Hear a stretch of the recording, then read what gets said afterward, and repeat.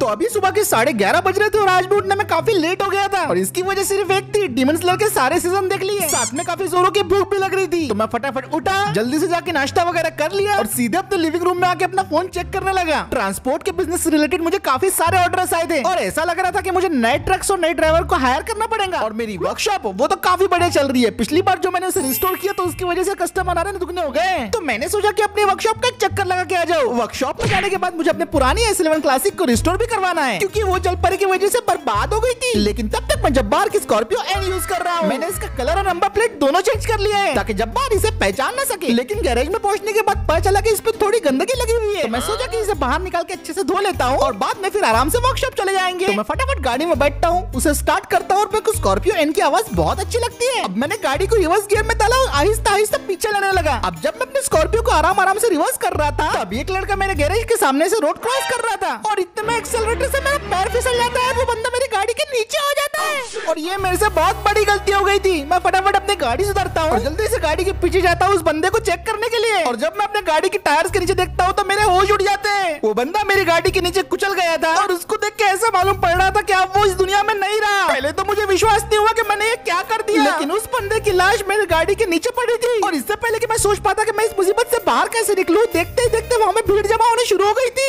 देखो guys, live murder इसने मार डाला। साले तुम लोग गाड़ी वाले अपने आप को क्या समझते बे? नॉर्मल इंसान कहाँ चलेगा? ये सुबह पी के आया, मैं पक्का बोल रहा। बुलाओ पुलिस को, बुलाओ जल्दी बुलाओ पुलिस को। अबे होती है वो इंसान मर गया है, कम से कम अपनी गाड़ी को तो आगे कर ले। उस बंदे की बात मान के मैं अपनी गाड़ी में बैठ जाता हूँ और गाड़ी को आगे करने के लिए स्टार्ट करता हूँ, लेकिन गाड़ी ऑलरेडी फर्स्ट गियर में थी जिसकी वजह से गाड़ी झटके से सामने गई और भीड़ में खड़े हुए एक लड़के को कुचल दी और झटका इतनी जोर से था कि वो बंदा वहीं के वहीं दम तोड़ देता है। और ये आज की मेरी दूसरी सबसे बड़ी गलती थी। ये देखकर लोग बौखला गए थे और फिर वो बोलने लगते हैं, पागल की औलाद क्या कर रहा है, गाड़ी सुधर, चलो पकड़ के मारो उस साले को। लोग बहुत गुस्से में थे और मेरी गाड़ी की तरफ बढ़ रहे थे। मुझे किसी भी तरह इन लोगों के हाथ नहीं आना था वरना ये लोग मुझे बहुत मारते। मैंने दिमाग काम करना बंद कर दिया था और पता नहीं फिर मैं कैसे रिवर्स गियर डाल के एक्सेलरेटर दबा देता हूँ, लेकिन टेंशन में होने की वजह से एक्सेलरेटर बहुत जोर से दब जाता है और मैं एक और बंदे को कुचल देता हूँ। पागल साले बेवड़े। मैं सिर्फ पब्लिक के हाथों से बच के भागना चाहता था, लेकिन इस चक्कर में मैं एक के बाद एक गलतियां किए जा रहा था। वहाँ से भागने के चक्कर में मैंने 2 और लोगों को कुचल दिया जो मेरी गाड़ी के सामने खड़े थे। हेलो पुलिस स्टेशन, यहाँ पे एक बंदा पगला गया। मुझे समझ में नहीं आ रहा था कि मैं क्या कर रहा हूँ और गाड़ी भी मुझसे कंट्रोल नहीं हो रही थी। साले रुक गाड़ी। उस टाइम पे मेरे दिमाग को पता नहीं क्या हो गया था और ऐसा करते करते जब मैं अपनी गाड़ी को फाइनली ब्रेक लगाता हूँ और अपनी गाड़ी को रोकता हूँ तो मैं देखता हूँ कि वहाँ पे भीड़ में खड़े हुए जितने भी लोग थे मैंने सारों के ऊपर गाड़ी चढ़ा दी है। वो सारे के सारे अब इस दुनिया में नहीं रहे। मैंने वो गलती कर दी थी जिसे अब कभी माफ किया जा नहीं सकता। तो मैं फटाफट अपनी गाड़ी में बैठता हूँ और उसे स्टार्ट करके यहाँ से निकल जाता हूँ। मेरा दिमाग पूरी तरीके से ब्लैंक हो गया था और मुझे समझ में नहीं आ रहा था कि मैंने क्या किया। मेरे दिमाग ने उस टाइम काम करना बंद कर दिया था और मुझे लिटरली समझ में नहीं आ रहा था कि मैं कहाँ जाऊँ, किसकी मदद लूँ और अब क्या होगा आगे। ऐसे ड्राइव करते करते मैं हाईवे पे आ गया था और मैं बिना कुछ सोचे समझे बस ड्राइव किए जा रहा था। अब इससे पहले कि मैं कुछ कर पाता इस मुसीबत से निकलने के लिए तभी मुझे न्यूज दिखाई देती है कि अभी हमें खबर मिली है कि एक व्यक्ति ने बड़ी बहरी में से 8 लोगों को अपनी गाड़ी के नीचे कुचल दिया। पुलिस ने उसे देखते ही गोली मारने का ऑर्डर दिया है। देखिए वो दरिंदे की हरकतें, सारे लोगों को अपनी गाड़ी से कुचल दिया उसने। अभी मैं ये न्यूज सुन रहा था कि मुझे कुछ भयानक इंजनों की आवाज सुनाई देने लगी और जैसे ही मैंने पीछे मिरर में देखा कि कौन है मेरे होश उड़ गए। मेरा पीछा टैंक कर रहे थे और वो 1 नहीं 2 नहीं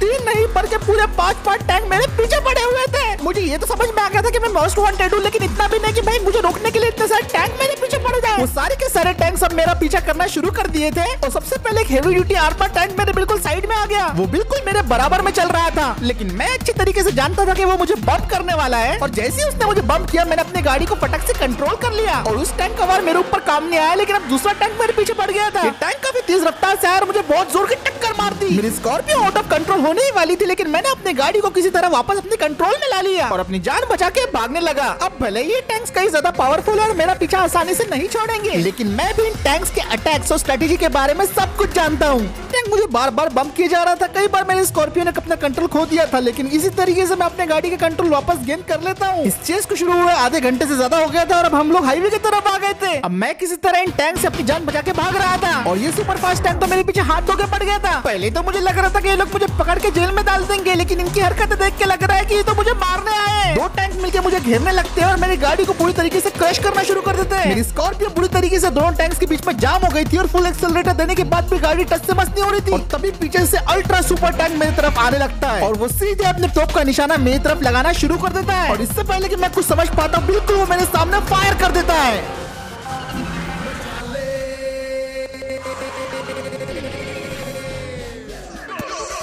मैंने उसका एक हमला के डॉज किया, वो तो मेरे ऊपर गोलियों की बौछार करने लग गया और उसके अटैक्स को डॉज करना मेरी स्कॉर्पियो के लिए बहुत ज्यादा मुश्किल हो रहा था। ये सुपर टैंक के अंदर न जाने कौन था कि जो मेरे से पर्सनल दुश्मनी लेके बैठा था और रास्ते में आने वाली हर चीज को कुचल दे रहा था और एक के बाद एक मेरे ऊपर गोलियां चलाई जा रहा था। अब इससे बचने के लिए मैंने अपना रास्ता चेंज किया और पहाड़ों की तरफ चला गया, लेकिन ये कंपो के टैंक वहाँ पे भी मेरा पीछा करने लग गए। ये लोग मेरे और भी करीब आते जा रहे थे और मैं कुछ नहीं कर पा रहा था। पर तभी अचानक से मुझे याद आता है कि जब पिछली बार मुझ पे ऐसा हमला हुआ था तो मैंने अपने लिए प्राइवेट गन खरीद ली थी और वो अभी मेरे पास ही है। देर से ही सही मेरे दिमाग की बत्ती जली, मैंने अपने गन निकाली और टैंक्स के ऊपर शूट करने लगा और अब जाके थोड़ा माहौल बदलता हुआ नजर आ रहा था। वर्ल्ड ऑफ टैंक्स खेलने की वजह से मुझे टैंक्स के वीक पॉइंट पता थे, इसलिए मैं सारे के सारे टैंक्स के वीक पॉइंट पे निशाना लगा रहा था और मेरी गन से भी फाइनली उनको डैमेज आना शुरू हो गया। और फाइनली मैंने सही मौका देख के सुपर फास्ट टैंक पे अपना एम लॉक कर दिया और 3, 2, 1 बोल के कर दिया फायर। फायरिंग स्टार्ट होते ही सुपर फास्ट टैंक के पसीने छूट गए और वो वहीं के वहीं डिस्ट्रॉय हो गया। मैंने पहले टैंक को बुरी तरीके से डिस्ट्रॉय कर दिया था और अब बारी थी दूसरे सुपर फास्ट टैंक की। सेम टेक्निक से दूसरे सुपर फास्ट टैंक पे भी एम किया और उसे भी वहीं के वहीं तबाह कर दिया। दूसरा सुपर फास्ट टैंक भी जल के खाक हो गया और यहाँ पे मैं सही खेल गया। ये सब देख के हेवी ड्यूटी टैंक वाले को गुस्सा आ गया था और वो तो मुझे खत्म करने के लिए आ रहा था, लेकिन इस टैंक का वीक पॉइंट इसके टायर्स होते हैं और वहीं पे मैंने अपनी यूजीआई को एम करना शुरू कर दिया। 10 मिनट की स्ट्रगल के बाद फाइनली मैंने उस हेवी ड्यूटी आर्मर टैंक को भी टेक डाउन कर ही दिया।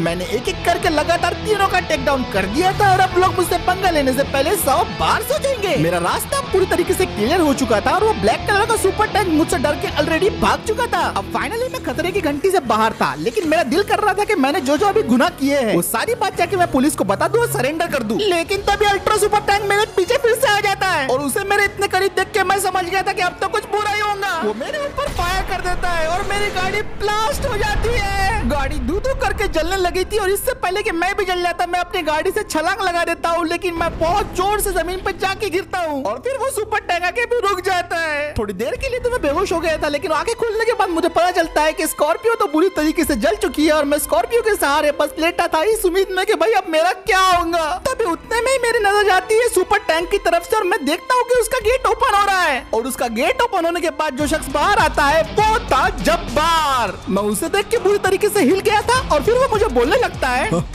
साले भिखारी, तू जानता है स्टार्टिंग से सब ये मेरा प्लान था। स्कॉर्पियो के ब्रेक फेल करना, तेरे पीछे टैंक्स को लगाना, सब मेरा खेल था। तूने मुझसे मेरा धंधा छीना, मेरे बेटे को किडनैप किया, मुझसे मेरे 4 करोड़ रुपए चुराए और तेरी वजह से मुझे अपनी खुद की स्कॉर्पियो को तोप से उड़ाना पड़ा। जानता है इसकी डिलीवरी के लिए मुझे 2 साल वेट करना पड़ेगा। तेरे पापों का घड़ा भर चुका है। गुड बाय दोस्त। इतना कह के जब्बार मेरे ऊपर रॉकेट लॉन्चर शूट कर देता है और वो सीधा मेरे ऊपर आके ब्लास्ट हो जाता है।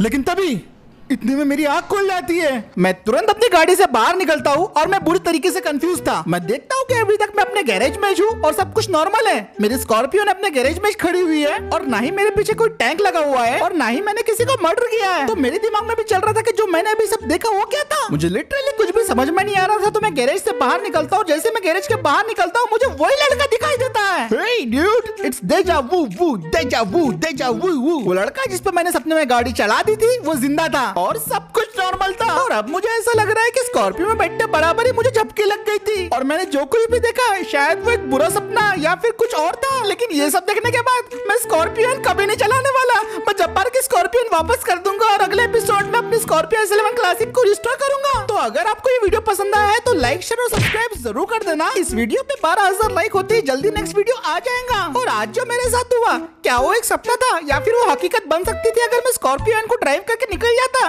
ये कमेंट सेक्शन में जरूर बताना और मैं मिलता हूँ आपसे अगले वीडियो में।